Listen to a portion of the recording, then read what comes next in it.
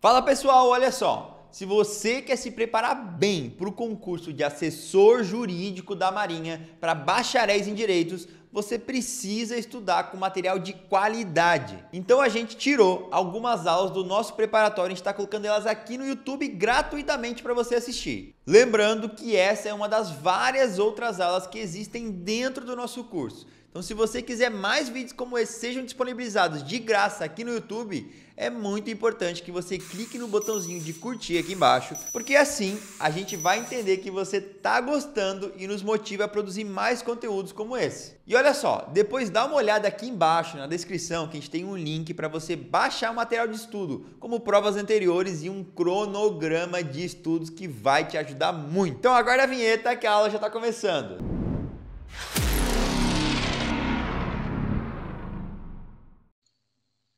Olá, alunos e alunas do ENGE Marinha. Eu sou a professora Carolina Fernandes e estou de volta para começar a trabalhar o direito civil. Vamos lá para a parte geral, já no artigo 1º, conversar sobre a personalidade e a capacidade das pessoas naturais. Em primeiro lugar, quero relembrá-los que nós vamos falar da pessoa física ou pessoa natural e que também trata a parte geral da personalidade das pessoas jurídicas e de sua constituição.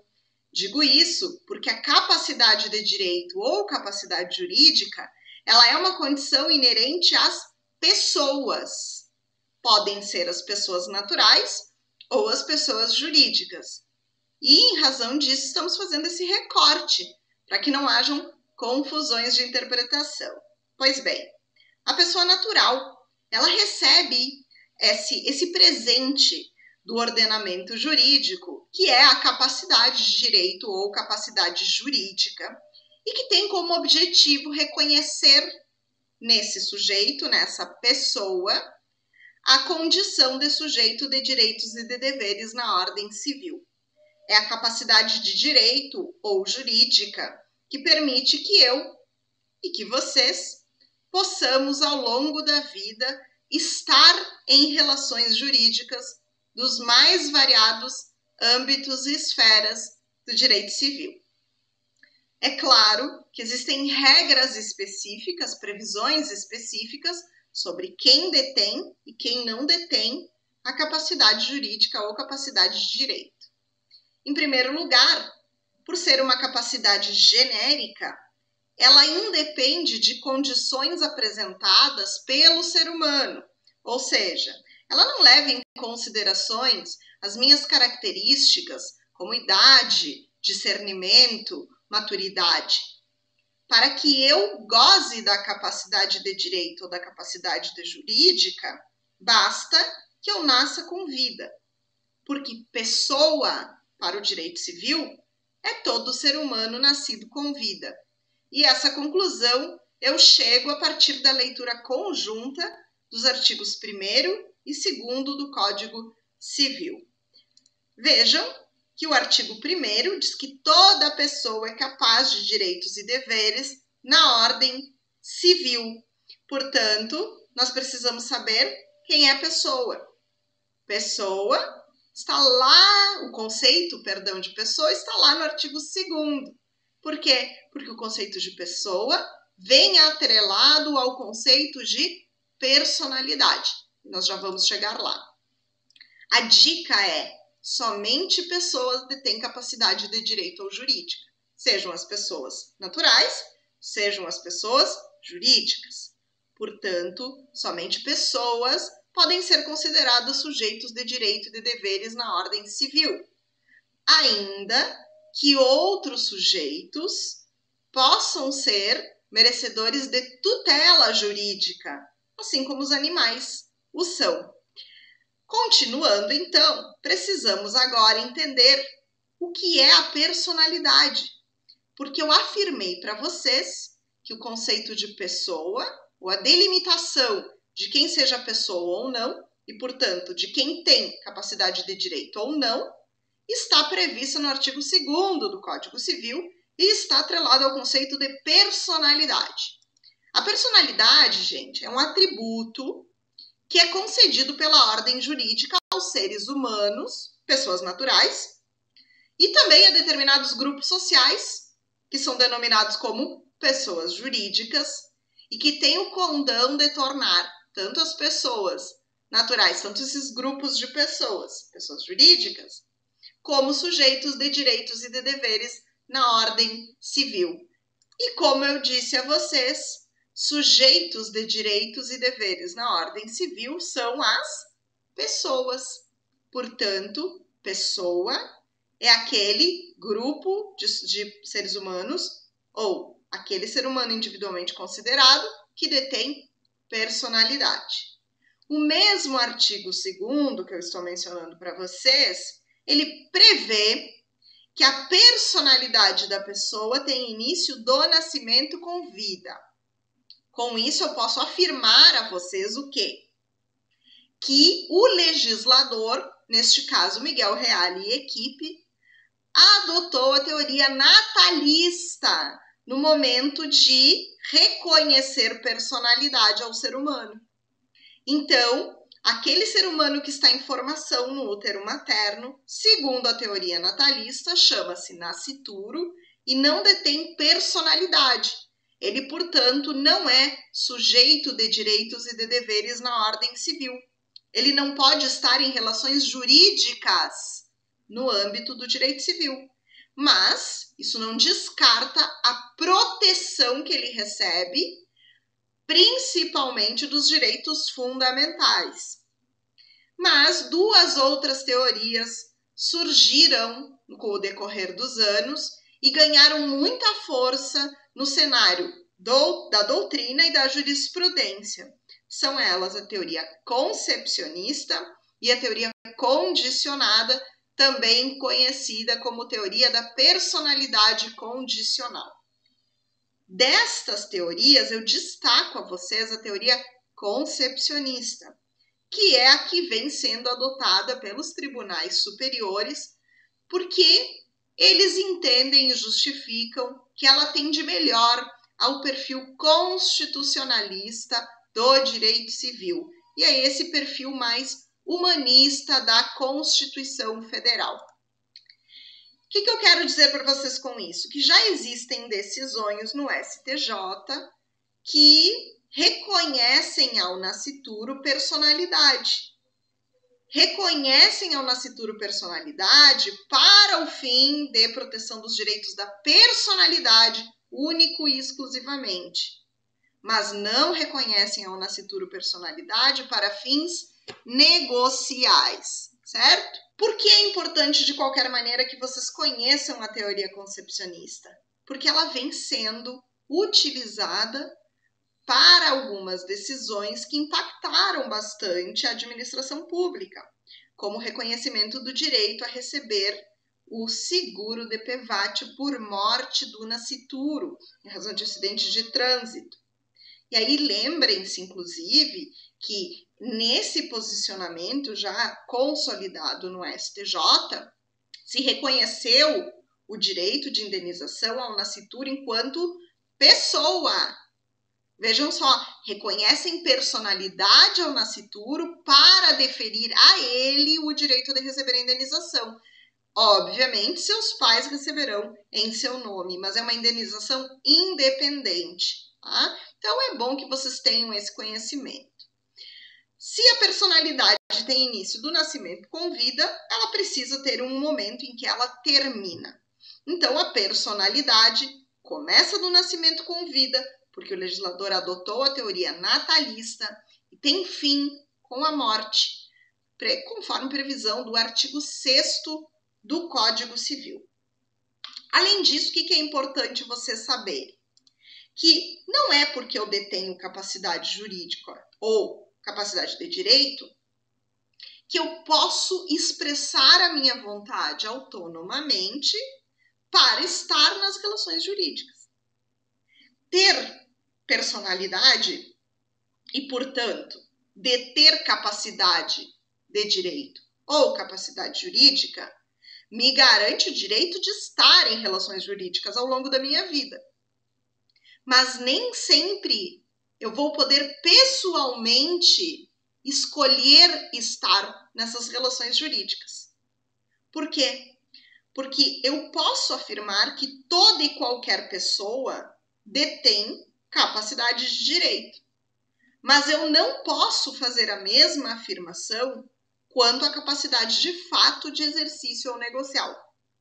A verdade é que, em que pese todos detenhamos capacidade de direito ou capacidade jurídica, nem todos nós temos a capacidade de fato, também chamada de capacidade de exercício ou capacidade negocial. Com esse esquema vai ficar um pouco mais simples de vocês compreenderem. Então, a capacidade de direito ou jurídica, ela é inerente à pessoa humana. Enquanto que a capacidade de fato, de exercício ou negocial, ela depende para o seu reconhecimento de outros fatores, tais como o discernimento, a idade e a maturidade. E é por isso, então, que nós trabalhamos com uma escala de incapacidades, iniciando pela incapacidade absoluta, intermediando pela capacidade relativa e, finalmente, chegando à capacidade plena. Porém, nós tivemos uma modificação no ano de 2015 com a entrada em vigência do Estatuto da Pessoa com Deficiência, que modificou substancialmente a nossa teoria das incapacidades. É claro que nós vamos estudar a nova teoria das incapacidades, mas eu gosto, em que pese já faça um tempinho dessa modificação, gosto sempre de relembrá-los. Por quê? Porque os concurseiros precisam estar atentos àqueles elementos que os examinadores gostam de cobrar para confundi-los. E vocês não vão cair nessa pegadinha do examinador. Vocês vão lembrar, que incapazes absolutos de exercer os atos da vida civil são apenas os menores de 16 anos. E que não tem mais ninguém no ordenamento jurídico brasileiro incapaz absoluto. Nem mesmo o sujeito que está em coma num hospital é considerado absolutamente incapaz pelo ordenamento jurídico brasileiro. Hoje, então, está correto afirmar que os únicos absolutamente incapazes no ordenamento jurídico brasileiro são os menores de 16 anos. Esses sujeitos, para que possam estar em relações jurídicas, precisam estar representados por seus representantes legais, pai, mãe ou, na falta de pai e mãe, por seus tutores. Lembrando, gente, que os tutores, eles só entram na jogada quando pai e mãe estão mortos. Então, eu não tenho pai e eu não tenho mãe. Em razão disso, são nomeados os tutores. Então, na ausência de pai e mãe, quem tem a responsabilidade de representar o absolutamente incapaz nos negócios jurídicos, para que eles tenham validade, são os tutores. Neste quadro, inclusive, vocês vão ter a exata visão do que seja essa teoria das incapacidades. Na incapacidade absoluta, percebam, são os menores de 16 anos. Lembrando que os atos praticados sem representação serão considerados nulos de pleno direito, pelo inciso 1 do artigo 66, e que, então, para que os atos tenham validade, esses menores dependem de representação para a prática dos atos da vida civil. Após a incapacidade absoluta, chegamos na incapacidade relativa. Então, é como se subíssemos mais um degrauzinho no Instituto das Incapacidades e agora o legislador me confere um pouco mais de credibilidade e entende que eu já tenho maturidade para a prática de alguns atos da vida civil. E é por isso que o artigo 4º diz que são capazes relativamente a certos atos ou a maneira de os exercer os maiores de 16 e menores de 18 anos. Com isso, o legislador está me explicando que alguns atos eu já posso exercer pessoalmente, sem a necessidade do auxílio dos meus responsáveis legais, mas que outros atos eu ainda dependo, não mais de representação, mas agora de assistência. Mas além do critério da idade, nós também temos outras causas de incapacidade relativa supervenientes. Digo supervenientes porque elas se verificam, elas se constatam quando eu já tenho a capacidade plena, então eu já atingi a maioridade civil, mas algum fator de discernimento, algum fato da vida, faz com que eu retorne à incapacidade relativa. Elas estão descritas nos incisos 2 a 5 do artigo 4º. E são elas, então, os ébrios habituais e os viciados em tóxicos, aqueles que por causa transitória ou permanente não puderem exprimir a sua vontade e, por fim, os pródigos. Para que eu tenha a declaração da incapacidade relativa destes sujeitos, eu preciso ingressar com uma ação de curatela.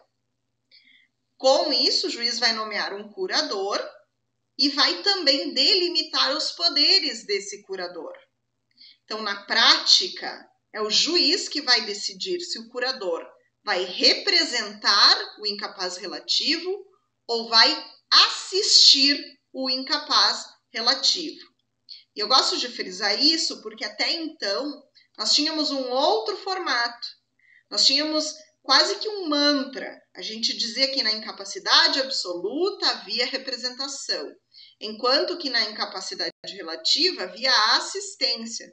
Com essa modificação trazida pela Lei 13.146, que é o Estatuto da Pessoa com Deficiência, nós não podemos mais afirmar categoricamente que na incapacidade relativa o instituto será sempre o da assistência, porque dependendo dos poderes que o curador recebe na ação de curatela, a função poderá ser de representar e não apenas de assistir, certo?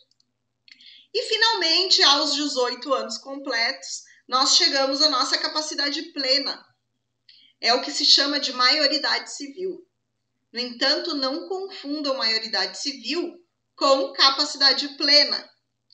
A capacidade plena é uma consequência da maioridade civil, é um efeito da maioridade civil. Tanto é verdade que eu posso atingir a capacidade plena sem atingir a maioridade, por meio da emancipação. A emancipação está prevista no parágrafo único do artigo 5º do Código Civil. E ela pode se dar por 3 vias. Melhor dizendo, nós temos 3 tipos de emancipação. Nós temos a emancipação voluntária, que está prevista na primeira parte do inciso 1 do parágrafo único do artigo 5º. Temos a emancipação judicial, que está prevista na segunda parte do inciso 1 do parágrafo único do artigo 5º.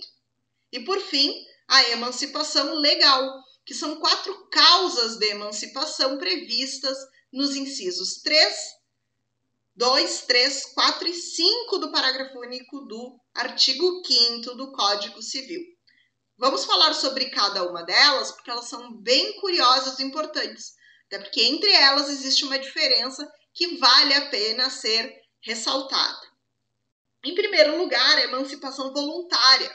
Ela assim se chama porque é aquela praticada pelos pais em conjunto ou por apenas um deles na falta do outro, mediante instrumento público, independentemente de homologação judicial. Então, basta que pai e mãe, conjuntamente ou na falta do outro, apenas um deles vá até um tabelionato e manifeste a vontade de emancipar o seu filho menor. Lembrando que a emancipação, em qualquer um dos casos, só pode ocorrer a partir dos 16 anos de idade. Não é necessário homologação judicial dessa emancipação. Ela decorre da vontade única e exclusiva dos genitores. Ela é definitiva, irretratável e irrevogável. A única possibilidade que nós temos de anular essa emancipação é verificando a presença de algum vício do consentimento. O segundo tipo de emancipação é a emancipação judicial, e ela se chama assim porque ela decorre de sentença do juiz. E ela serve para emancipar o menor tutelado, porque como a tutela é um compromisso prestado perante o Estado e o tutor ele é nomeado pelo juiz, ele não pode se exonerar do encargo sem o consentimento judicial. E é por isso que, para emancipar um menor tutelado, é necessário se recorrer ao Poder Judiciário. Nesse caso, ouvido o tutor, o juiz decidirá se deve ou não emancipar aquele sujeito.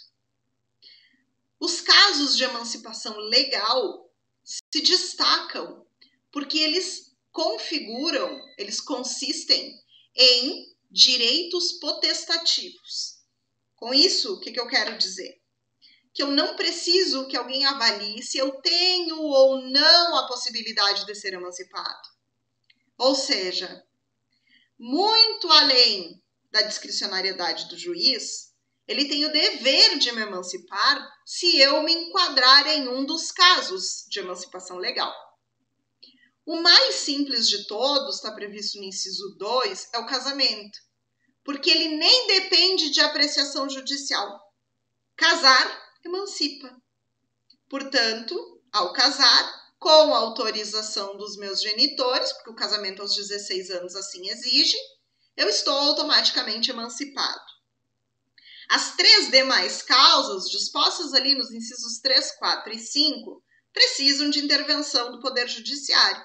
Mas por se tratarem de direito potestativo, o juiz não vai avaliar se eu mereço ou não, ou se eu tenho maturidade ou não para ser emancipado. Ele precisa me emancipar se eu provar que me enquadro em uma daquelas alternativas legais. Existem duas delas muito difíceis de acontecer. Primeiro, conclusão de curso de ensino superior. E é claro que é muito difícil concluir um curso de ensino superior, né? Me graduar entre os 16 e os 18 anos, ou seja, até completar os 18 anos. E o segundo, muito difícil de acontecer, é o exercício de emprego público efetivo. Por quê? Primeiro, porque para o emprego público, ou são exigidos os 18 anos, a maioridade civil, ou é exigida a emancipação prévia. Mas supondo que algum concurso permita que com 16 anos eu seja candidata e assuma. Mesmo nesse caso, o período de estágio ele vai me consumir até os 18 anos de idade, quando eu já serei plenamente capaz, não precisando mais da emancipação. Por fim, o inciso 5º traz sim uma causa de emancipação legal muito relevante, máximo nos tempos atuais, que é a autossuficiência econômica. Então, ter emprego ou ter estabelecimento comercial, ou seja, ele pode ser interpretado hoje como autossuficiência econômica. Nós temos diversos jovens que têm carreiras no esporte ou carreiras televisivas e que já são autossuficientes economicamente, inclusive são arrimos de família. E esses jovens, então, provando a autossuficiência econômica, podem sim lograr a emancipação. Tá? Caiu na prova uma questão que trata justamente sobre a capacidade. Com relação à capacidade, assinale a opção correta. Há no direito brasileiro entes despersonalizados que possuem capacidade de ser parte. Sim, há. O artigo 75 do CPC, inclusive, prevê isso. Bom, prof, mas nós não tratamos do exercício do artigo 75. Não tratamos. Acontece que essa questão está desatualizada. Mas, de qualquer modo, é importante tratar dessas questões desatualizadas com vocês, porque elas trazem a oportunidade de verificar o perfil da banca, mas também de reiterar e de revisar e de se atualizar. É por isso que sempre que nós trabalharmos com uma questão desatualizada, vai haver esse grifo no nosso slide. Pois bem, Essa questão, então, em razão da sua desatualização, ela comporta agora duas alternativas corretas. Vamos a elas. A primeira, sim, inclusive eu mencionei a vocês que a capacidade de direito ou capacidade jurídica também é reconhecida a grupos, né, de pessoas, grupos de seres humanos. E esses grupos de seres humanos poderão formar as pessoas jurídicas. Mas quando eu não tenho reconhecimento de personalidade, é o que eu chamo de ente despersonalizado, mas que possuem capacidade de ser parte em ações judiciais, né? Como o espólio, a massa falida, o condomínio. Então, eles não têm personalidade, eles não são sujeitos de direitos e deveres na ordem civil, mas eles podem fazer parte de relações processuais.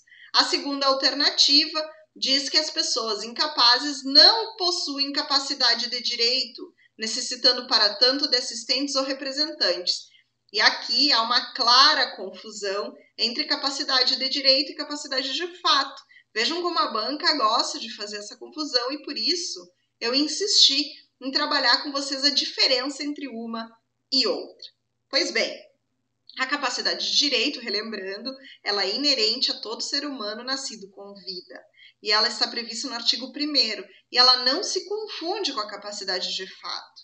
É a capacidade de fato que exige representação ou assistência, dependendo de qual degrau, de qual nível de incapacidade eu estou tratando. Por isso, essa confusão torna essa alternativa incorreta, né? As pessoas incapazes não possuem capacidade de fato exercício ou negocial. A capacidade de direito é reconhecida a todas as pessoas. E aí, a letra C, né, a terceira alternativa, ela fala justamente dessa confusão, ela inverte a lógica. Ela diz que as pessoas incapazes possuem capacidade de fato. Não, se a pessoa é incapaz, é porque ela não possui capacidade de fato. A pessoa incapaz, ela possui capacidade de direito, mas não a de fato. E isso, então, segundo o artigo 1º do Código Civil, né? E, claro, uma leitura conjunta dos artigos 3º, 4º e 5º. A alternativa D traz a segunda alternativa correta. Olhem que curioso. Neste concurso, que foi 2015, o Estatuto da Pessoa com Deficiência ainda não havia entrado em vigor. E, em razão disso, a alternativa que naquela época estava incorreta, agora se tornou correta. Vamos dar uma lida. São relativamente incapazes os que, por causa transitória, não puderem exprimir sua vontade. E ela está correta em razão da revogação do artigo 4º do Código Civil. É que com a revogação, então, do artigo 4º pela Lei 13.146, além das pessoas que por causa transitória não puderem exprimir a sua vontade, também serão incapazes aqueles que por causa permanente não puderem exprimir a sua vontade. Então, vejam que essa alternativa se tornou correta em razão da alteração do artigo 4º do Código Civil. E, por fim, outra alternativa incorreta, a alternativa E, que dizia que os maiores de 16 e menores de 18 seriam representados por seus pais. Porém, os maiores de 16 e menores de 18 anos, eles são assistidos por seus pais ou, na falta deles, por seus tutores. Então, não se trata de representação, mas de assistência. Assim, encerramos esse nosso primeiro bloco de aula sobre a parte geral do Código Civil. Desejo a vocês um bom estudo e até breve. E aí, curtiu? Então não esquece de se inscrever no nosso canal para ser notificado de mais vídeos como esse, hein? Aqui do lado você está vendo um vídeo recomendado que pode te ajudar ainda mais nos estudos. Então dá uma conferida porque eu sei que vai fazer a diferença na sua preparação. Outra coisa, caso você queira saber um pouco mais sobre o nosso preparatório, é só ir nos links aqui embaixo na descrição que nós vamos te ajudar a conquistar a aprovação e a vestir a famosa farda branca. Te vejo lá!